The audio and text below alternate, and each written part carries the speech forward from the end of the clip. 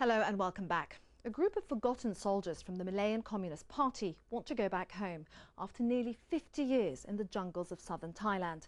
They fought against the British colonial government from 1948 to 1960 in what became known as the Malayan Emergency. Their crime then, as it is now, is their ideology. They're communists, and despite their anti-colonial history, communism is still a dirty word in Malaysia. These ex-guerrillas are now in their 70s and they're desperate to see home soil again. Chan Kar-mei reports from southern Thailand.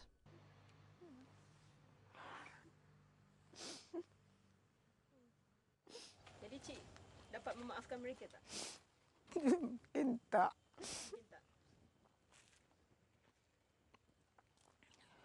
Kenapa Cik tak dapat memaafkan mereka? Hidup kita seksa.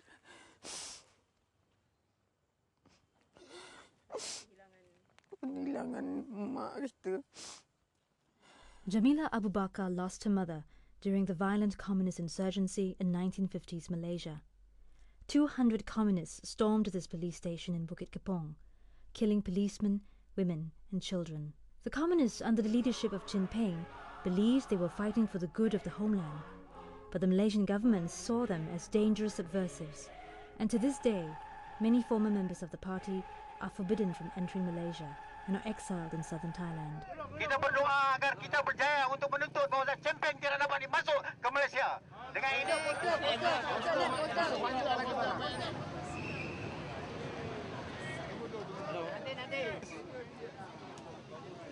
because now you realize that you make mistake. But this fella never. He didn't take chance during that period. Now he wants to come back because he's already 80 plus. Age doesn't matter. You can be 100 plus, but if you still stand with your ideology, the same ideology, you cannot come back. Because you already said and told throughout the nation that you as a communist cannot stay together with people who are non-communists. We are all non-communists. Growing up in post-independent Singapore, we had very little understanding of communism, except that it was of the past and to be feared. So when I heard about an 80-year-old man, the leader of the Malayan Communist Party, fighting to be allowed back to Malaysia, it caught my attention. The man was a legendary Chin Peng, and he faced tough opposition in the Malaysian courts. It's more symbolic. The Malaysian government is angry because recent reassessment of the role of the Communist Party has been acknowledged. Because of Chin Peng, independence was brought forward by 10 to 15 years. But Chin Peng is not alone in being banned from returning to Malaysia. Many of the former guerrillas remaining in Thailand have never been able to step foot into the country they believe they gave their lives fighting for. I decided to journey to the villages in southern Thailand where the former MCP have resettled after the peace accords of 1989 on land given to them by the Thai government. This is Zi Yi, the village liaison for the Ban Lang village. Originally from Cameron Highlands, he left home in the 1970s to join the Communist Party.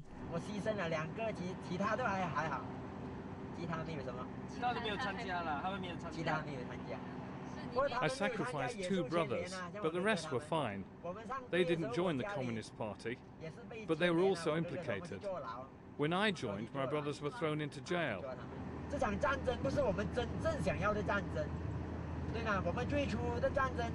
Even after independence, we went to Beiling for negotiations. But what did the Prime Minister say? He wanted to throw us into jail. We fought hard for so many years. Why should we surrender? So we continued to fight.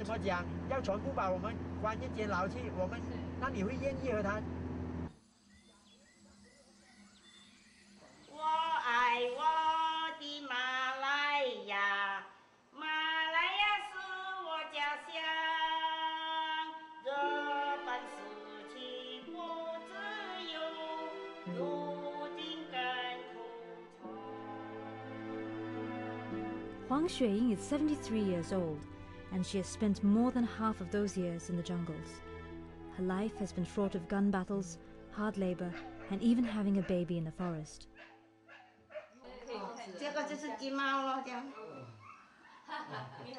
As a child, I was known as Huang Ziying. Here I'm known as Ai Yi. When I was a guerrilla fighter, each time we went to a new place, we'd change our names to avoid being exposed. I applied for a passport and they agreed to let me return before Chinese New Year, but they didn't. I waited and waited until my passport expired.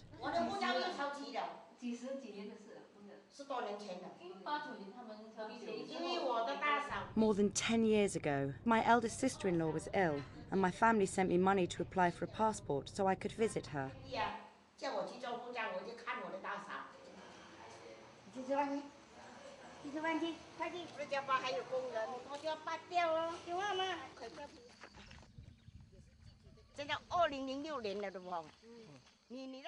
It is now 2006. If your thinking cannot adjust with time, you will be left behind.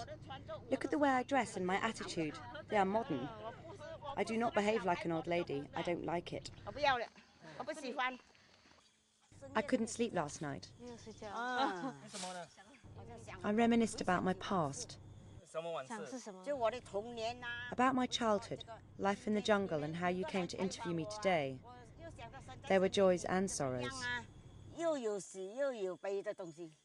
当时在森林里生出来它的时候，你会感觉就是很依依不舍吗？因为那时候要把它送出去。Those were terrible times. There were aeroplanes and gunfire overhead. When she was carried away, I felt very miserable. But then I thought, if I didn't send her away, she wouldn't have survived.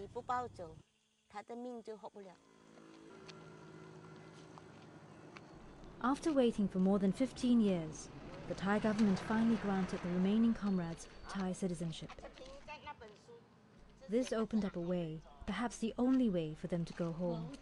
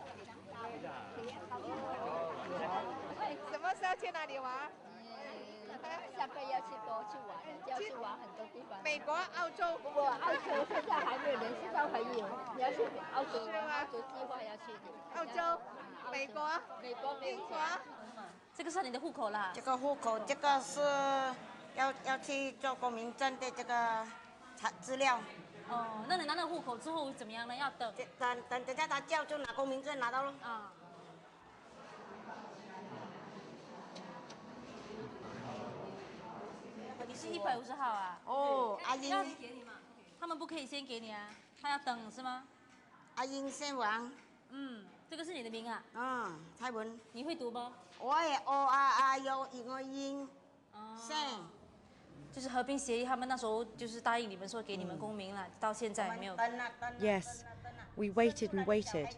The children who were born there are now 15 years old. Initially, we didn't know if they'd survived, but now they are in secondary school.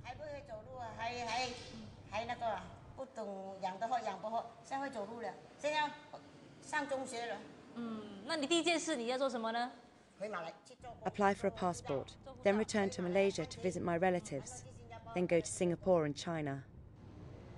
叫到名字就坐在前面，如果叫到名字他没有在的话，就空给他；如果是没有来的话，就告诉这里，叫他这个名划掉了。คนต่อไปนะครับนายฉายซิงแซ่เฉินนายซุกหล่นแซ่ซิน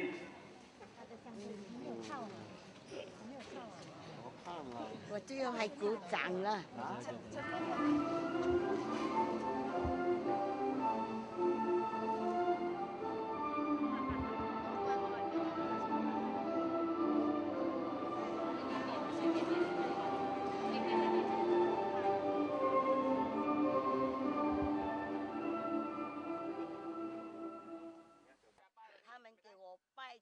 After more than 50 years, Xue Ying finally goes home to Perlis, Malaysia.